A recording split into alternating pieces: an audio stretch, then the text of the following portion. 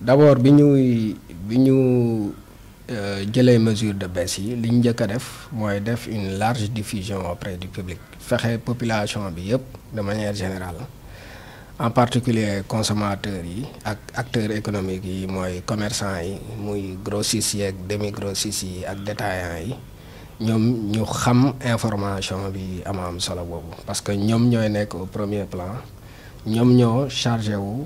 appliquer mesures yooyu ñun en réalité contrôle kese la ñuy def te agent fii nii ñu ngi am ñaari agent yi def contrôle bi ñu nekk ci terrain bi ñi ci des comme sama genre yi ay agent de conception lañ et aussi on participe à la plupart des réunions de coordination mu nekk gouvernance ak préfecture ak yeneen structure léegi dañuy fexe di ñaax informer commerçant yi ñoom d'abord par rapport ak mesure de baisse yi xamal aussi consommateurs yi par rapport ak prix yu bees yi léegi di inviter commerçant yi ñoom ñu appliquer réglementation yi inviter consommateurs yi aussi ñu fexe ba commerçant yi appliquer prix yooyu ñoom ñu bañ a nangu ay commerçant daal di leen exiger ay prix yi nga xamante ni méngoowul ak li yoon wax di ci des nag mooy après bu ko commerçant yi respecté wul ñun suñuy ñëw di def contrôle dañ leen di teg ay daan yi mën na nekk ci amende boobu mën na dem ba 100 millions bu dee récidive am na mën na amende bi mën na dem ba 200 millions mais nag day déparé ci 100 000 day déparé ci 100 000 yoon loolu la wax mais nag bu ñuy wax dëgg itam dans les faits commerçant yi fi nekk seen doole du bëri noonu li ci ëpp bu ñu leen jàppee les amendes varient de 15 000 à 25 000 ou 50 000 parce que dañuy humaniser peine yi suñ koy appliquer dañuy xool aussi doole yi commerçant yi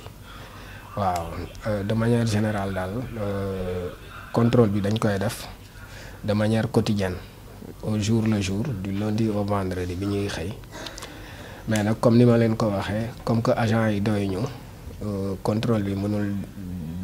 demee comme ni ñu bëgg mu demee. waaw de manière générale ñu ngi respecté kii bi te vraiment avantage bi ñu am chaque fois bi ñuy fixer prix mooy dañuy waxtaan ak ñoom pencoo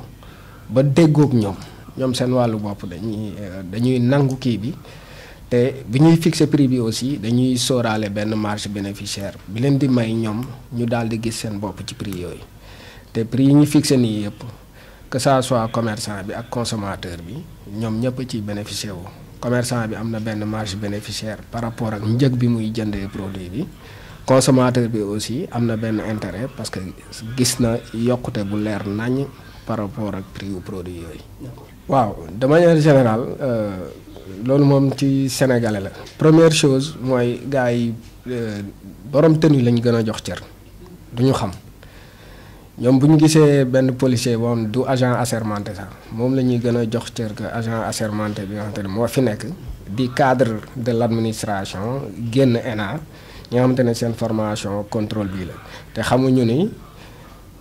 contrôleur boobu par exemple mën na demander directement à ce que la personne soit mise à garde à vue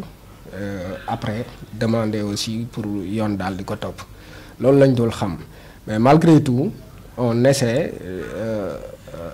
d'être conciliant dañuy waxtaan ak ñoom d'abord xamal leen réglementation bi li yoon wax ñaax leen pour ñu respecter li yoon wax suñ ko respecté wul nag ñu daal di leen teg ay daan mais nag comme ni ma leen ko waxee sànq problème bu majeur bi ñu am mooy insuffisance en termes de ressources humaines ñaari agent préposé au contrôle la ñu yor mooy ñaari agent ñi nga xamante ne ñooy wàcc ci terrain bi war a contrôler tout un département imaginez leen y a environ 2000 opérateurs économiques à Saint-Louis ñu ne 2 personnes moom ñoo leen war a contrôler au jour le jour c'est une mission impossible mais on essaie de faire avec on se débrouille avec les moyens du bord. waaw première chose ci mesure yooyu mooy comme mesure de publication yi fexe nañ presse bi jàllale information yi deuxième chose y a des canaux officieux mooy ñun am nañ des contacts directs avec l'ensemble des associations de commerçants mu nekk comité d'entreprise de marché bi nekk fii nii SOR les associations de commerçants am na yu fi nekk aussi